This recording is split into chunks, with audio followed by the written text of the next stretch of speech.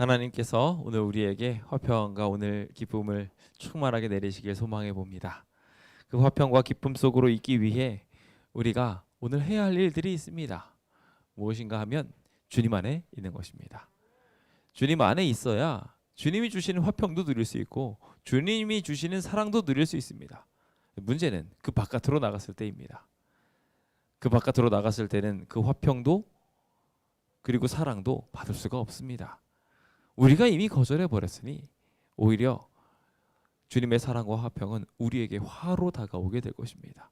그것을 질투하게 될 것이고 그것을 미워하게 될 것이며 더 나아가 그들의 삶에 하나님의 심판을 불러오게 할 것입니다.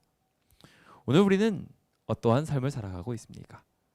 부디 우리의 삶이 주님의 화평과 사랑 안에 머무를 수 있도록 우리 함께 결심해보는 귀한 주의 백성 되시길 예수님의 이름으로 축원드립니다.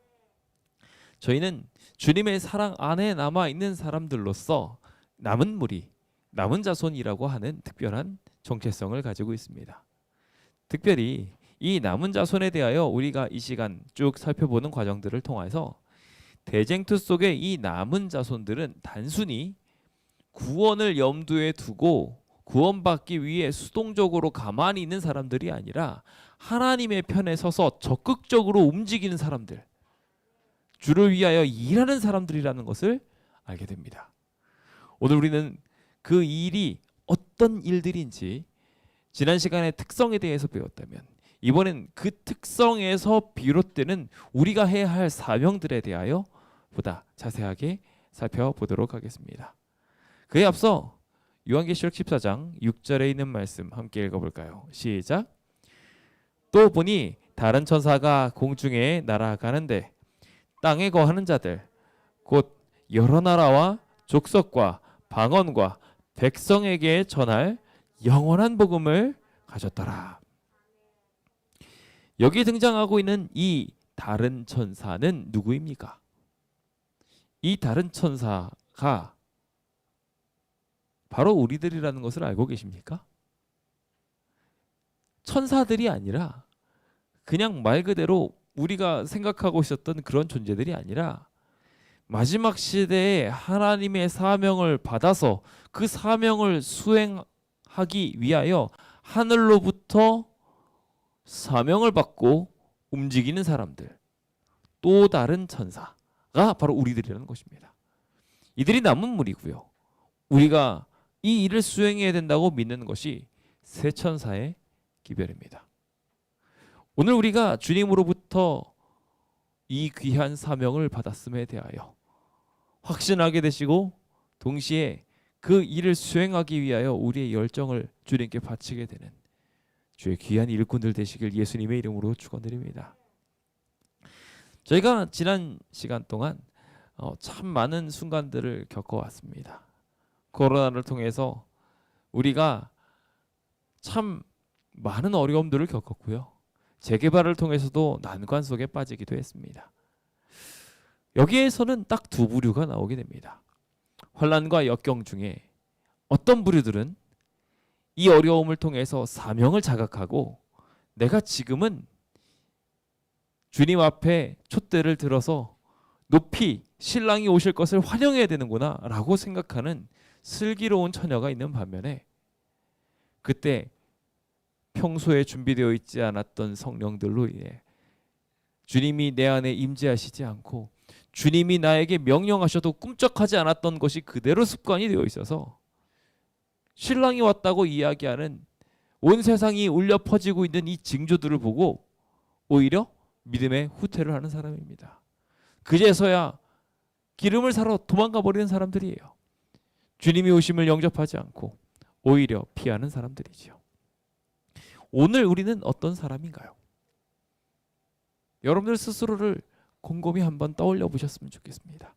나는 지금 사명과 함께 호흡하고 있는가?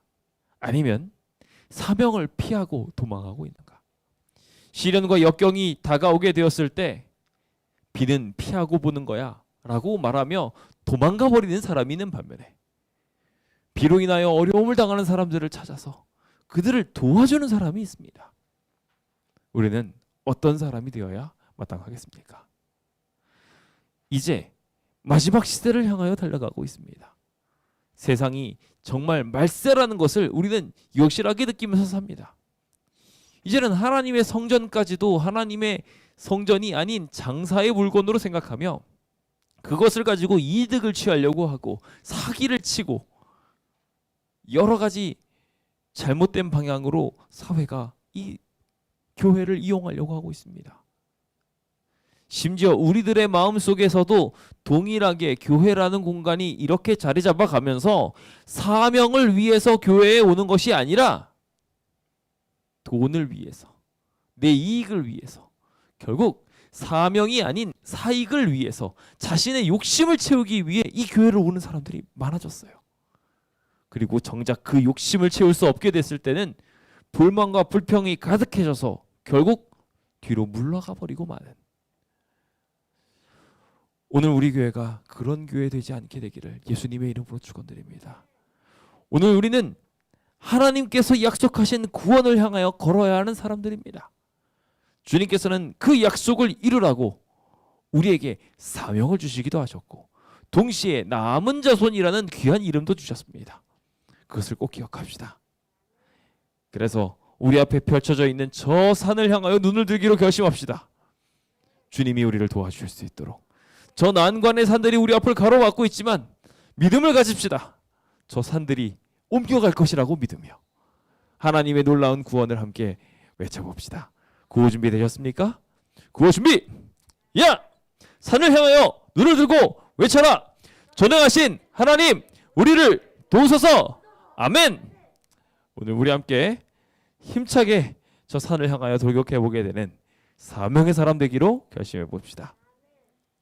지난 시간에 우리가 살펴본 것처럼 남은 자손들은요, 위탁하신 사명을 위해 존재하는 이들로 이 마지막 남은 자손에게도 마지막 시대에 있는 바로 우리들에게도 동일하게 그러한 사명이 주어졌다는 것을 우리는 믿고 있습니다. 그래서 재림교회 성도들은 교회 역사 초기부터 우리 스스로는 이 역사적 사명을 가지고 있다라고 생각하며 스스로를 남은 자손으로서 사명을 가진 사람들로서 활용하면서 자신의 뜻들을 움직여가는 것입니다. 교재를 살펴보시면 교재에는 사명을 위한 부르심에 대하여 두 종류의 부르심이 있다고 말하고 있습니다. 첫 번째는 구원을 위한 부르심입니다. 그렇게 죽지 말고 나를 믿고 살아라 하고 초청하시는 것입니다. 여기 계신 모든 분들이 당연히 이 부르심에 응하시리라고 믿습니다. 그런데 중요한 건 두 번째 부르심입니다. 주님께서는요, 누가 나를 위하여 가서 이 일들을 수행할 거라고 이야기하며 일꾼을 부르십니다. 구원만을 부르시는 것이 아니라 이를 위하여 공동체 전체를 부르시고 있는 것입니다. 그 공동체를 부르시는 신앙 공동체에 대한 응답이 이스라엘을 통해서 시대마다 남은 자손들로 드러나게 되었고, 그것이 교회라는 신앙 공동체로 이어와서 지금 현재 오늘 우리에게 이르기까지 7교회의 7시대들로 각각 나타나다는 것입니다. 오늘 우리는 그 마지막 시대를 감당하는 남은 자손들, 라오디게아 시대에 다들 흐리멍텅한 신앙을 하고 있을 때 정신 바짝 차리고 있는 신앙을 하고 있어야 되는 남은 무리들인 것입니다. 오늘 그 흩어진 모든 백성들 중에 특별히 그들을 다시 불러일으킬 중심 집단으로서 불리움을 받은 우리들이 지금 이 시대에 서 있음을 꼭 기억하셨으면 좋겠습니다. 그게 바로 우리들이라는 것을 꼭 기억하게 되었으면 좋겠습니다. 세상 사람들이 하나님 믿습니다. 안 믿는 거 아니에요. 그들도 하나님 사랑합니다. 그래서 그들이 잘못 알고 있는 대로 열심히 신앙을 해요. 그럴 때 그 열심을 올바른 방향으로 이끌어줄 줄 알아야 돼요. 근데 요즘에는 반대가 됐어요. 사명을 가지고 있어야 될 사람이 거꾸로 다른 사람한테 휩쓸려가요. 제가 요즘에 한 분을 만났는데 그분이 결혼식을 하는데 결혼식이 토요일 날 저녁이 됐다는 이야기를 들었어요. 왜 토요일 저녁이 되었는지 곰곰이 물어봤더니 일요일하고 토요일하고, 즉 각기 다른 신앙을 하고 있는 두 사람이 결혼을 했는데 타협점을 찾다 보니까 결국 언제가 됐냐면 중간이 돼버린 거예요. 딱 라오디게아 형태가 돼버리고 말았습니다. 그래서 일요일 교회는 일요일을 제대로 성수하지 못하게 됐고 안식일 교인도 동일하게 안식일을 온전히 성수하지 못하게 되는 되게 이상한 그림이 만들어지고 말았습니다. 어쩌면 우리도 이와 같이 다른 사람을 우리 편으로 이끌기는커녕 오히려 그들과 동화되어져 가고 있지는 않나요? 심지어 요즘에 어떤 현상까지 일어나게 되냐면요. 왜 토요일 날에 결혼식을 하시는 거예요? 라고 물어보면 사위가 며느리가 일요일 교인이라서 일요일에는 예배를 못 드린대요. 일요일에는 결혼을 못 한대요. 그게 말이 되는 일입니까? 우리는요. 그렇죠? 지금 오히려 반대가 돼버린 거예요. 오늘 우리가 사명대로 움직이지 않다 보니 오히려 거꾸로 되어버렸습니다. 그리고 우리들도 자연스럽게 그것을 받아들이면서 오늘 토요일에 결혼식이 있으니까 꼭 가야 되겠습니다. 거기 꼭 가야 되는 곳이에요 하면서 우리 자리를 비우게 돼요. 우리의 사명을 잊어버리고 하나님께서 우리한테 주신 명령들 다 까마득하게 놓쳐버리고 우리의 정체성을 놓쳐버리게 되어버린 거예요. 오늘 우리가 그 일들을 다시 한번 올곧게 세우게 되기를 예수님의 이름으로 축원드립니다. 우리는 그러한 공동체로 불리움을 받았습니다. 그래서 우리는 이 일들을 수행하기 위하여 우리 모두를 가리켜서 약속하신 우리 스스로 약속된 엘리야라고 여기면서 재림교회 신자들 모두가 광야에 외치는 자의 소리가 되려고 애를 쓰고 있습니다. 우리는 메시지가 되어야 됩니다. 그렇게 함께 결심해 보시겠습니까? 세상을 향한 분명한 메시지. 그래서 저 사람들 왜 식탁에 딱 섰을 때 기도할까? 왜 저 사람들 음식을 먹을 때 저거 안 먹을까? 다 메시지들인 거예요. 왜 저 사람들은 안식일인데 토요일인데 일을 안 할까? 왜 저날 예배 드리지? 왜 성소가 다 허물어져 가고 있을 때 다른 곳들은 돈 받고 좋아하고 있을 때 왜 이 교회는 저렇게 힘든 길을 걸어가면서 이 성전 지키려고 하는 걸까? 다 뭐예요? 우리의 사명이자 정체성인 것입니다. 그 정체성을 지키기로 결심하게 되시길 예수님의 이름으로 축원드립니다. 그 정체성을 알기 위해 지난 시간 우리는 특징들에 대해서 살폈습니다. 기억하십니까? 남은 자손의 세 가지 특징이 있었습니다. 첫 번째는 뭐였죠? 하나님의 계명입니다. 이것을 우리가 사명으로 받아들이면서 이것을 오해하는 경우가 있어요. 하나님의 계명은 우리의 특징이지 그것을 통해 가지고 구원받는 거 아닙니다. 오히려 하나님의 계명은 구원의 조건이 아니라 구원의 방법이 아니라 사명의 도구입니다. 그것을 꼭 기억하셔야 됩니다. 재림교회 백과사전에 보시면은 도덕적 율법은 그것을 범한 자를 의롭게 할 수 있다 없다? 없다. 분명하게 없다고 말하고 있어요. 그것을 지키는 사람으로 하여금 심지어 하나님의 환심을 사도록도 할 수 없다고 말하고 있어요. 이거를 잘 지키면 안식일을 그렇게 지키면 하나님의 환심을 받겠지. 그것도 아니라는 거예요. 우리는 이 사실을 분명하게 기억해야 됩니다. 율법의 행위로는 구원을 받을 수 없다고 단언한다 라고 말하고 있어요. 절대로 이거 갖고 구원 못 받아요. 교회 열심히 나온다고 구원 받는 거 아니에요. 구원은 뭘로 받아요? 예수님을 믿는 것을 통해서. 그 믿음을 통해서만 구원받습니다. 그리스도의 피가 아니면 우린 구원받을 수 없어요. 그렇다면 우리는 왜 계명을 가지고 있어야 되냐는 거예요. 이 남은 자손들이 왜 계명을 가지고 있어야 되냐고요. 그것은 바로 위탁하신 사명, 그 사명을 이루기 위한 것입니다. 즉 하나님께서 이 대쟁투를 통해서 이 계명에 대한 이야기들에 대해 오인받고 있으세요.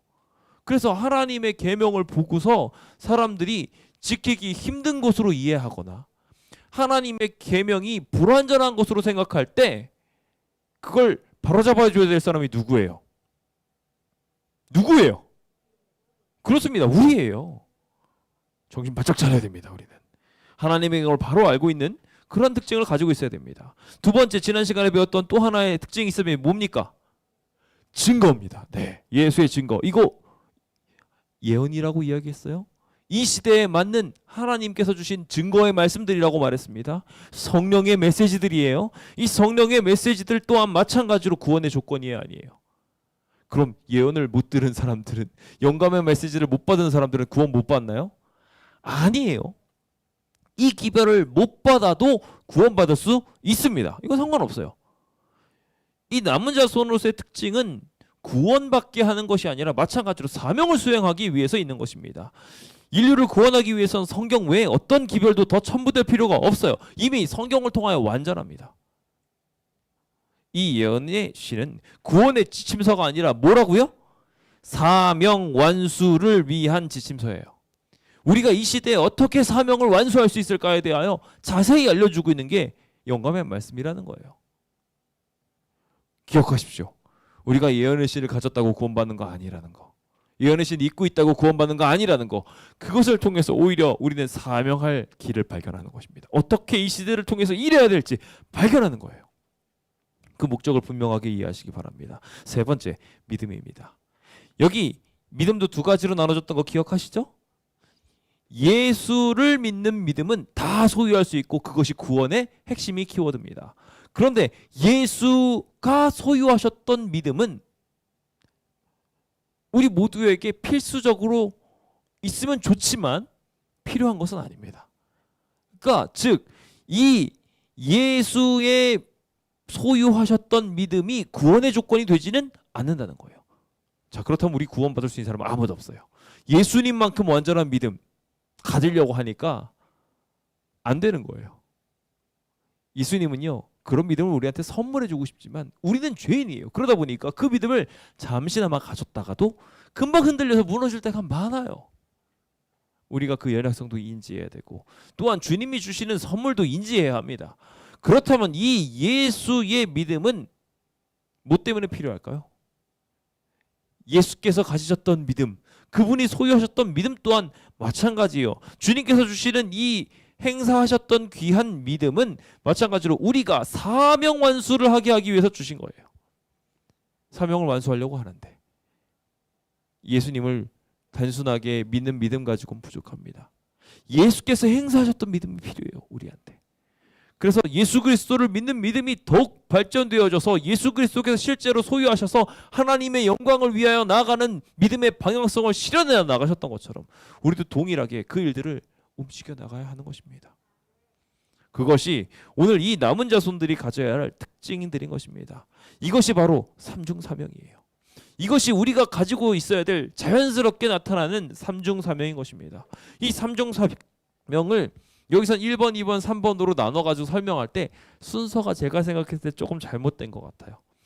이제 1번과 2번과 3번이 율법, 회복, 품성, 옹호, 세상, 준비로 되어 있는데요. 1번은 맞습니다. 앞에 이야기했던 것처럼 율법과 매칭이 됩니다. 그렇죠? 그래서 우리는 그 율법을 회복시켜야 될 사명을 가져야 합니다. 근데 여기 품성, 옹호에 대해서 우리가 좀 생각을 해볼 때 품성을 옹호하기 위해서 예언해 주신 말씀, 예수 주신 거 안 맞죠? 이게 뭐랑 맞냐면 세 번째, 예수님이 소유하셨던 믿음과 맞는 얘기예요. 그렇죠?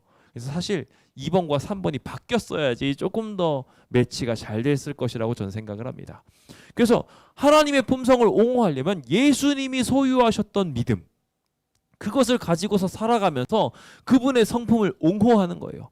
예수님을 믿는 믿음을 통해서 그것들을 실현해 나가는 것이죠. 이해되십니까? 그리고 마지막 세상을 준비시키는 것, 무엇을 통해서 준비시킵니까?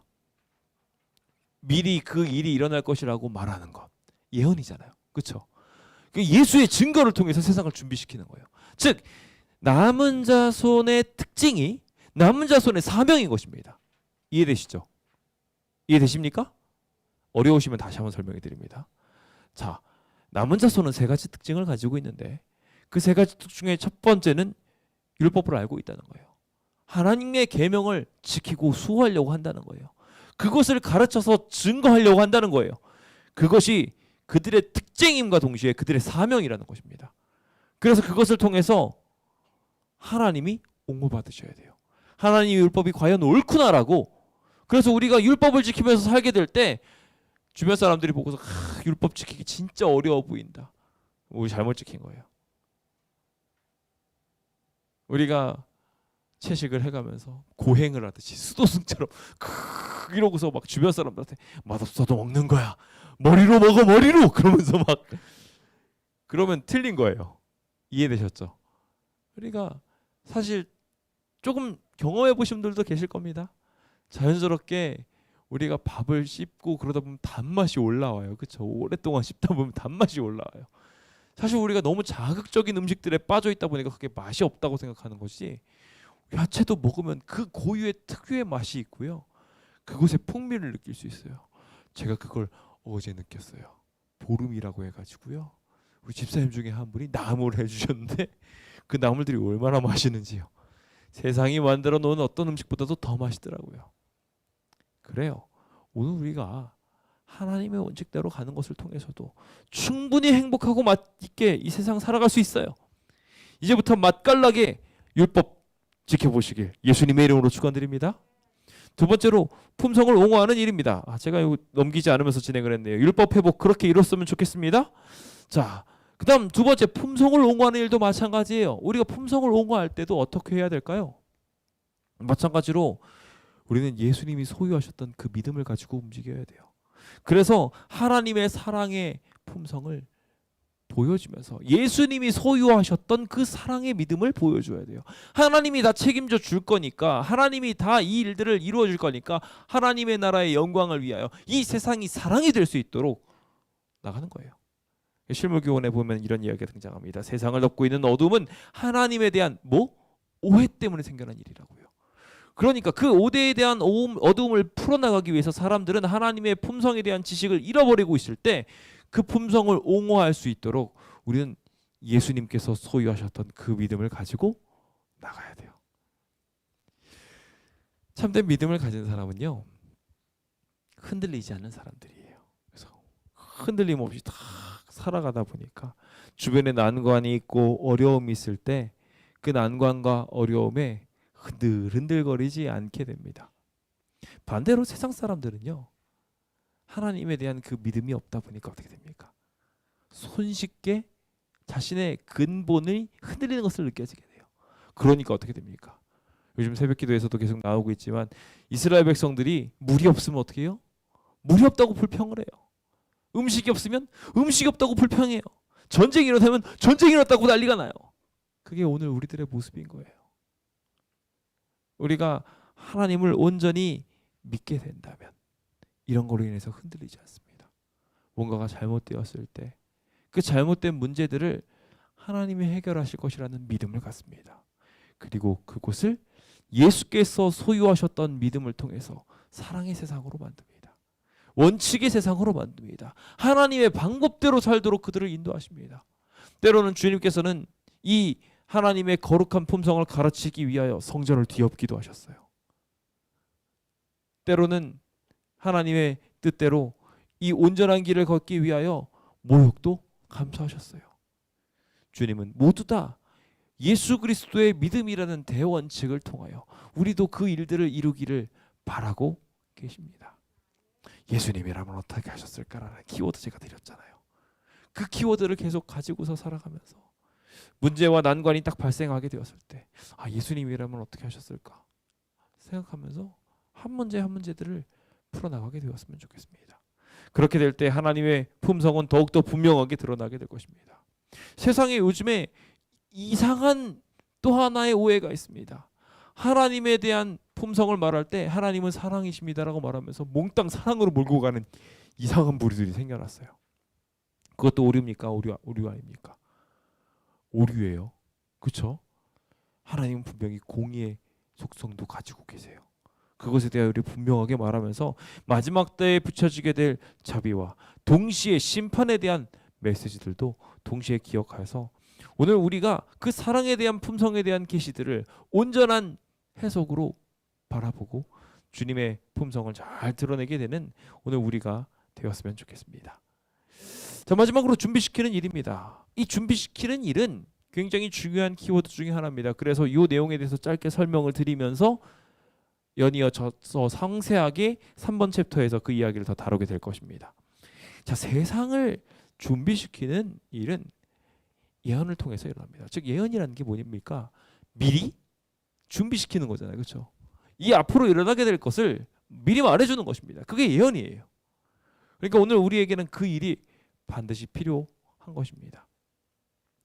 새 천사의 기별은 지금 마지막 시대를 향하여 우리 남은 자손이 외쳐야 할 굉장히 중요한 키워드입니다. 우리가 매번 안식일에 대한 이야기, 뭐 그런 이야기들로 다 재림에 대한 이야기 다 중요한 이야기입니다만 그 이야기를 하느라고 이 세 천사의 기별을 놓치는 경우들이 참 많은데 기억해야 됩니다. 사실 이 세 천사의 기별은 안식일 이야기 뭐 이런 성소 이야기까지 다 포함시키고 있는 거대한 큰 그림 중에 하나입니다. 그래서 이 이야기를 잘 기억하고 전달할 수 있도록 우리는 구원을 이루기 위한 방편으로 우리에게 주어진 이 증언들을 우리 입속에 품어야 합니다. 그 세 천사의 기별적 사명을 이루기 위해서 기록된 책이 우리가 흔히 예언의 신이라고 말하고 있는 영감의 말씀들입니다. 실제로 우리가 잘 알고 있지 않습니까? 이스라엘 백성들의 모든 역사들로 마무리된 이 구약 성서와 그리고 교회에 대한 역사들에 대하여 기록된 이 신약 성서, 그리고 우리에게 지금 이 시대에 필요한 이야기들을 하면서 기록된 영감의 말씀들, 그것들에 대한 목적성은 각각 있고요. 그 목적성은 분명하게 말하기를 지금 이 예언의 신을 통하여 우리가 마지막 시대에 살아가고 있으며 그 마지막 시대에 부합하게 우리가 준비되어져야 된다는 메시지들을 계속해서 영감의 말씀 말합니다. 그리고 그 메시지들을 증거하고 전달해야 된다는 것이 재림교회의 태동이었고요. 오늘 우리는 그 일들을 수행하기 위하여 보냄을 받은 천사들입니다. 이 기별을 가진 천사들에 대하여 성경주석 7권은 분명하게 이렇게 말합니다. 함께 요 글씨 보이시면 읽어볼까요? 이 기별을 시작.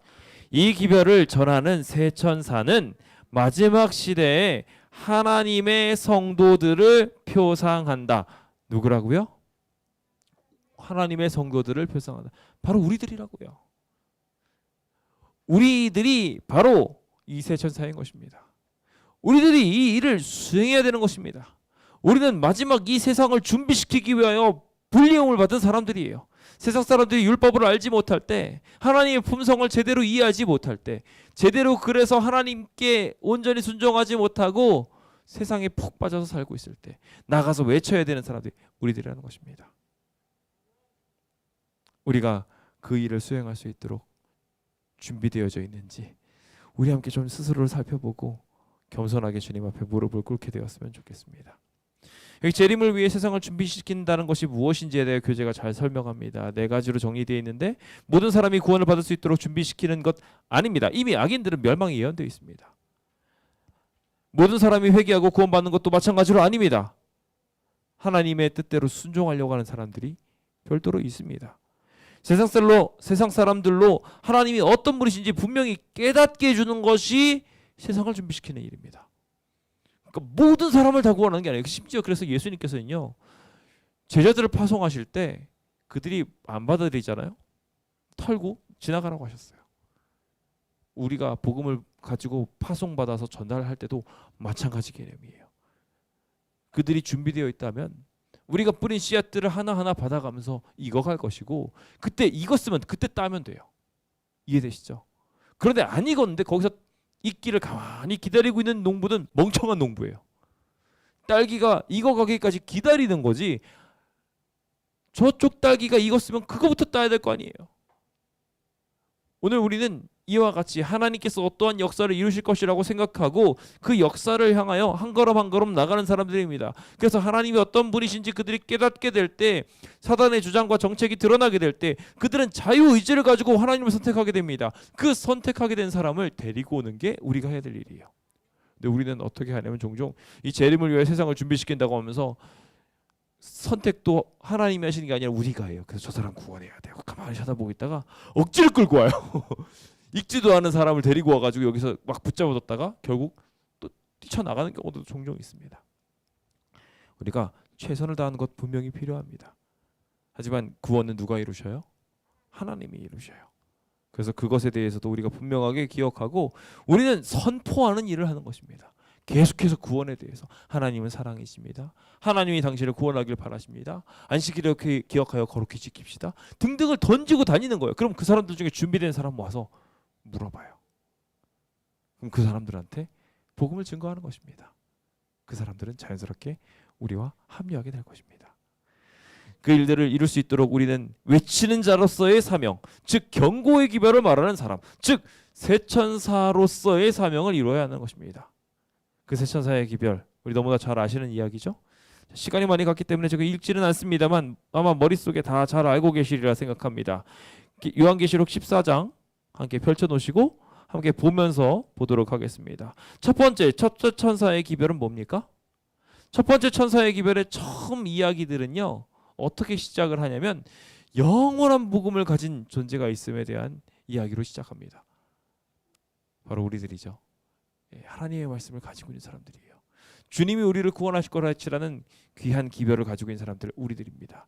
그래서 우주의 행복을 들고서 와서 선포해 줘야 될 사람들, 그 행위와 결과, 주님께서 구원하신 십자가의 모습들과 그것으로 인해 우리가 영생을 누릴 수 있게 되었다는 그 귀한 복음을 가진 것이 바로 우리들의 모습이에요.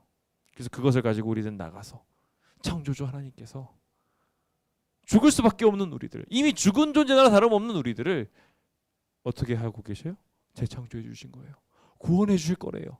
그것을 말하는 것이 오늘 우리가 가지고 있어야 될 첫 번째 천사의 중요한 기별 중에 하나입니다.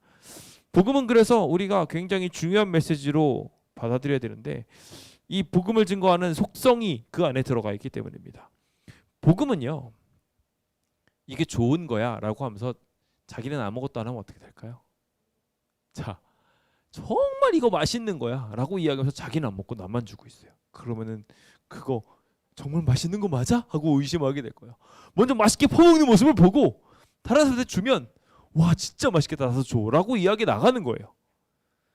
복음의 특성 자체가 그렇습니다. 그래서 먼저 우리가 품성과 삶으로 그것을 맛보아서 느껴야 돼요. 기별자 자신이 그래서 그것을 느끼면서 정말 맛있게 먹네, 정말 맛있게 이 일들을 따라가네, 복음의 먹방을 우리가 보여줘야 되는 거예요. 주변 사람들이 요즘 먹방 채널들 아시는지 모르겠습니다. TV나 유튜브 이런 것들을 통해서 막 맛있게 먹는 모습을 보고 정말 맛있어 보인다 해서 그걸 먹고 싶게 만드는 그런 일들을 하는데요. 대리만족까지 느끼게 하는, 오늘 우리가 정말 그렇게 맛있게 먹고 있으면, 신앙생활 그렇게 즐겁게 하고 있으면 주변 사람들이 따라오게 될 거예요. 복음이라는 것도 그와 같은 귀한 속성을 우리한테 말해주고 있으니 오늘 이 영원한 복음 우리 안에 두고 메시지로서 실현하게 되었으면 좋겠습니다. 자, 그 영원한 복음의 내용은 뭐였을까요? 일단 이 영원한 복음은 세 가지로 나누어져서 각각 천사들을 통해서 증거되었는데요. 첫 번째는 무엇이었냐면 하나님을 두려워하고 그에게 영광을 돌리라는 것이었습니다. 그래서 뒤에 이어진 내용이 하늘과 땅과 물들의 근원을 만드신 이를 경배하라 하더라. 그렇죠? 경배에 대한 이야기예요. 즉, 이 두 가지는 대구법적으로 같은 이야기예요. 하나님을 두려워하고 그분에게 영광을 돌리라는 이야기, 선언과 초청을 통해서 너희가 와서 함께 예배드려야 된다라고 이야기하는 것입니다. 우리가 첫 번째로 전해야 될 메시지는 즉 예배 잘 드리세요예요. 그래서 예배를 잘 드리는 것에 무엇이 포함되냐면 창조주 하나님을 섬겨야 됩니다 라고 알려주는 거예요. 그리고 창조주 하나님을 섬기는 방법에 대해서 알려주는 거예요. 그게 안식일이잖아요. 그렇죠? 그래서 그분에게 심판의 때가 이르렀다는 것 알려주는 거 뭡니까? 재림기별이에요. 우리 정체성 여기 다 들어가 있습니다. 그렇죠? 그래서 하나님을 두려워한다는 건 뭘까요? 하면서 우리는 성소기별을 통해서 자연스럽게 하나님께서 지금 우리를 심판하시고 있는 과정들과 성소를 통한 구원에 대한 기별들을 볼 수 있어요. 그렇죠? 이와 같이 모든 이야기들이 우리가 알고 있는 큰 맥락들의 메시지들이 이 안에 다 들어가 있습니다. 이 영원한 복음이 오늘 우리의 삶이 되었으면 좋겠습니다. 그리고 그것이 메시지가 되어서 주변 사람들한테 잘 전달되었으면 좋겠어요. 두 번째로 8절에 보시면 두 번째 천사의 기별이 등장합니다. 아주 간단하죠. 두 번째 천사는 바벨론이 무너졌다라는 메시지입니다. 바벨론은 어떤 곳입니까? 바벨론이 무너졌다는 게 왜 복음인가요? 이스라엘 자손한테 바벨론이 무너졌다고 하면 좋아해야 돼요? 안 좋아해야 돼요? 이스라엘 자손에게 바벨론은 어떤 나라입니까? 자기 나라를 멸망시켰던 나라예요. 그 멸망시켰던 나라가 망한대요. 좋은 거예요? 안 좋은 거예요? 좋은 거예요. 복음이잖아요. 엄청난 복음이에요. 그렇죠? 지금 우리를 괴롭히고 있는 이 모든 세상 세력들이 하나님에 의해서 심판받는다는 메시지니까요. 복음입니까? 복음 아닙니까? 복음이잖아요. 바벨론의 정신 자체는 바로 이런 정신입니다. 그래서 성전을 회파하고 지금 어떻게 하려고 했어요? 이 성전? 부수려고 하고 있어요. 기명들을 탈취해 가려고요. 진짜 우리 정말 말도 안 되는 가격으로 이거 뺏어 가려고 하잖아요. 그렇죠? 그리고 나서 그 백성들을 포로로 잡아가서 거짓 신을 섬기게 만들어요. 돈으로 이런 것들을 유혹해 가면서 하나님이 아닌 다른 신들을 따라가게 하려고 하고 있어요. 그게 이 세상 신이에요. 이 세상 신, 거짓 예배 제도, 배도한 교회들에 대한 표상이 바벨론인 것입니다. 그러니까 하나님께서는 이 바벨론 가만두면 돼야 안 돼요. 우리가 하나님 믿지 못하게 만들고 멸망을 향하여 나가게 만들고 있으니 하나님께서는 이 바벨론 가만두면 안 되는 거예요. 그러니까 박살내시는 겁니다. 얼마나 좋은 일이에요. 그렇죠? 오늘 주님께서 우리를 위하여 심판하신 것에 대하여 감사하게 되었으면 좋겠습니다. 이 바벨론에 대한 역사적 적용을 하게 되면 배도하고 타락한 교회가 바로 이런 바벨론이라고 할 수 있을 것입니다. 바벨론도요, 하나님을 믿기는 믿었어요. 신을 믿기는 믿었어요. 이것저것이랑 짬뽕으로 섞어서 믿었을 뿐이지. 그렇다면 이것을 영적으로 적용하면 어떻게 될까요? 순수함을 상실하고 하늘의 원칙과 세상의 원칙이 뒤섞여서 혼잡한 개인의 신앙 상태도 마찬가지로 바벨론이라고 할 수 있습니다. 오늘 우리가 이 역사적 영적 적용을 통해서 이 바벨론에서 벗어날 수 있도록 하나님께서 초청하고 계시다는 것, 멸망이 아닌 구원을 향하여 다가오게 하고 계신다는 것 꼭 기억하게 되었으면 좋겠습니다. 그래서 둘째 천사는 이 바벨론의 멸망을 선포하고 있으니 거기서 나오게 하시는 하나님의 초청을 생각하여서 참 백성에게 순수한 신앙으로 돌아올 수 있도록 주님께서 우리를 초청하고 있다는 것 꼭 기억하게 되었으면 좋겠습니다. 자, 이제 셋째 천사를 살펴보기 위해 들어가기 전에 잠깐 정리해 볼까요? 첫 번째 천사는 누구를 예배하느냐였어요. 그렇죠? 그렇다면 두 번째 천사는 뭐예요? 어떻게 예배하느냐예요. 그다음에 이제 그 짬뽕 신앙에서 벗어나서 제대로 된 예배를 드리는 것이 어떻게에 대한 핵심이었다면 세 번째 천사에 대한 기별은 어떤 내용일까요? 세 번째 천사의 기별은요, 표와 심판과 관련된 이야기들입니다. 9절에서부터 11절에 있는 말씀이죠. 여기 있는 말씀에 보시면은요, 셋째 천사의 기별에 대한 내용을 보시면 셋째 천사의 기별은 짐승과 그 짐승을 위해 만든 우상에게 경배한다면 어떻게 된다? 하나님의 섞이지 않은 진노의 포도주를 받게 될 것이다 라는 이야기입니다. 이게 왜 복음입니까? 자, 사실 우리가 세상을 살면서 굉장히 억울한 많은 일들을 경험합니다. 나는 정직하게 살았어요. 나는 성실하게 일했어요. 최선을 다했는데 그렇지 않은 사람들이 더 잘 나가요. 어떻습니까? 세상에서는 적당하게 거짓말 좀 못해가지고 일하는 게 훨씬 더 이득이 됩니까? 안 됩니까?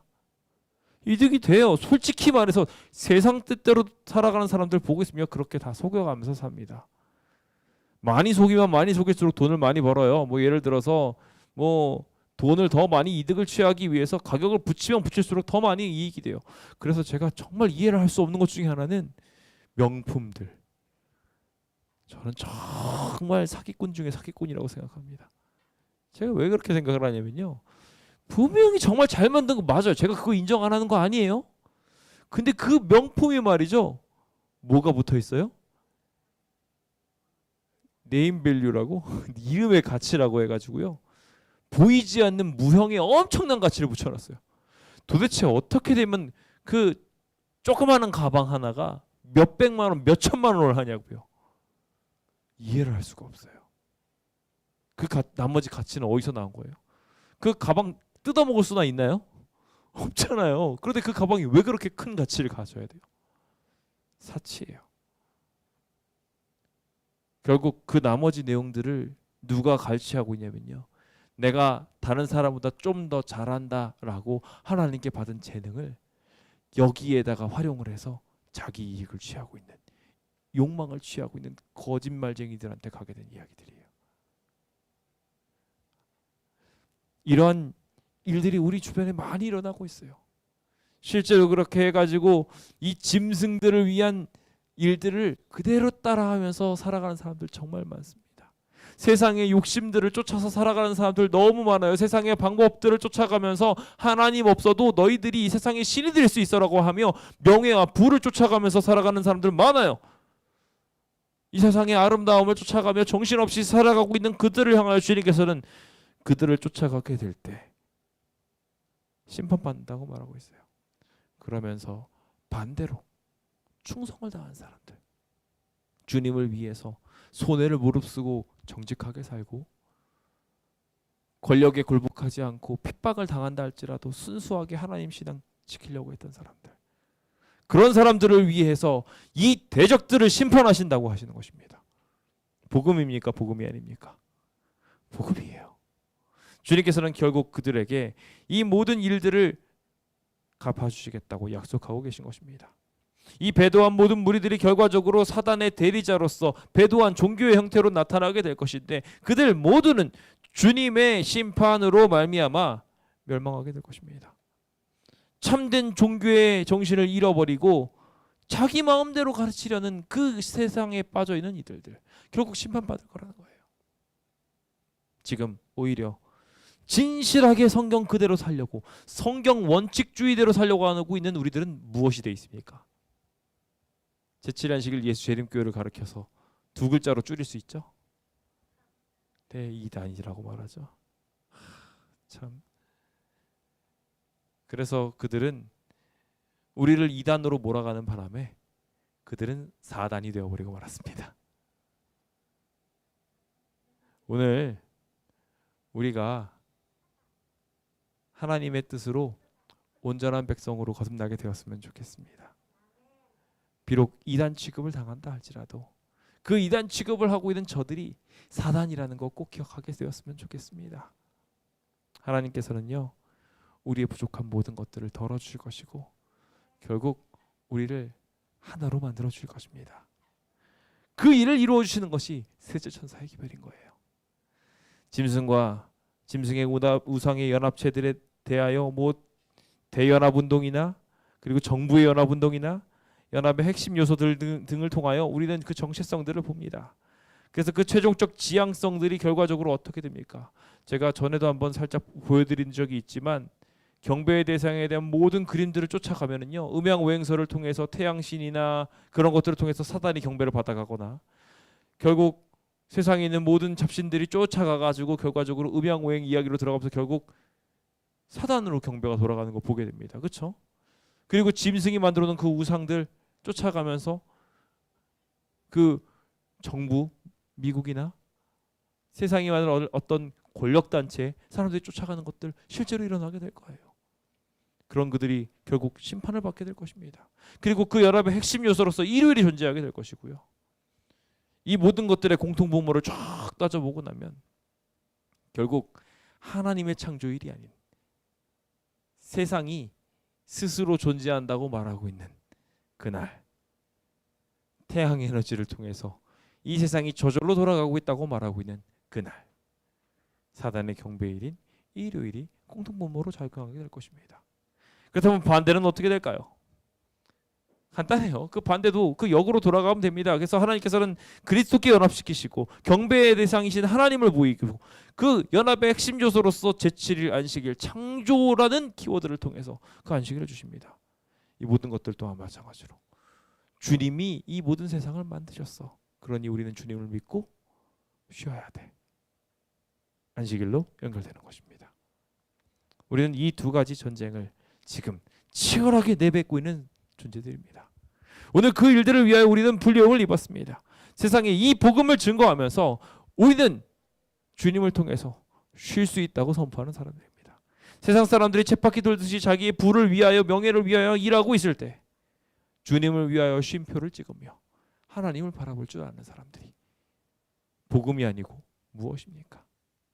과로하고 있는 이 모든 세상들을 향하여 영원한 복음을 증거하는 사람들, 멸망으로 향하여 죽어가고 있는 이들을 향하여 그곳에서 나오라고 말하고 생명으로 이끄는 사람들, 그게 바로 우리들인 것입니다.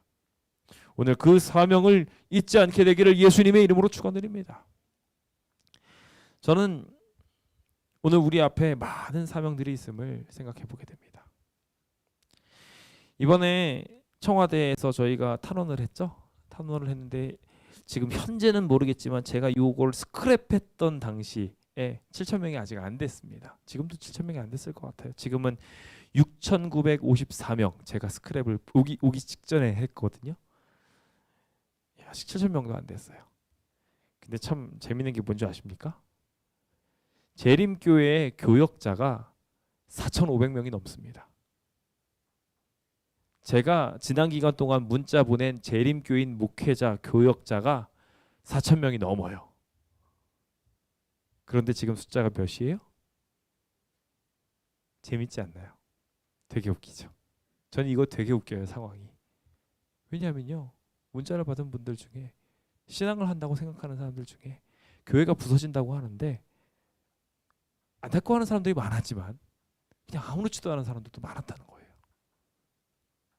저는 아마 우리 교회 중에서도 분명히 한두 명 정도는 어쩌면 더 될지도 모르지만 안 하신 분들도 계시리라 생각합니다. 나 이거 할 줄 몰라. 나 도와주지 않으면 못해. 그래서 난 모르겠어 하고서 덮어두신 분들 계실 거예요. 우리가 누구인지 몰라서 그러는 거예요. 내가 지금 뭐 해야 되는지 몰라서 그러는 거예요. 우리의 정체성을 분명하게 알게 되었으면 좋겠습니다.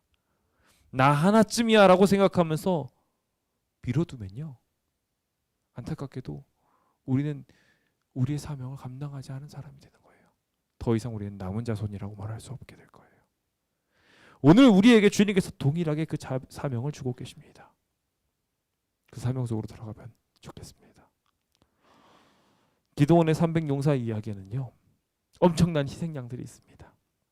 용사가 될 뻔했던 수많은 사람들이 있었어요. 내 이야기는 아니라고 생각하면서, 나는 이 일 할 수 없다고 생각하면서, 집에 있는 가족들, 나 결혼했으니까 등등의 핑계를 대면서 이 전쟁에 들어가지 않은 많은 사람들이 있었습니다. 두고 온 것들을 걱정하느라고, 자기의 욕망에 충실하느라고 결국 위대한 승리를 맛보지 못한 사람들이 있어요. 목마르다고 정신없이 고개 쳐박고 먹고 있느라고 이 사역에서 배제당했던 사람들, 어쩌면 그들 중에 우리도 포함될 수 있어요. 우리는 누구입니까? 이 자리에 계신 모든 성도님들이 이 기드온의 300용사와 같이 남은 자손처럼 끝까지 남아있는 사람들, 그래서 주님의 구원을 이루는 위대한 사람들 되시길 간절히 바랍니다. 그 기적이 오늘 여러분들 모두에게 있길 바라면서 오늘 모든 말씀을 마치겠습니다. 감사합니다.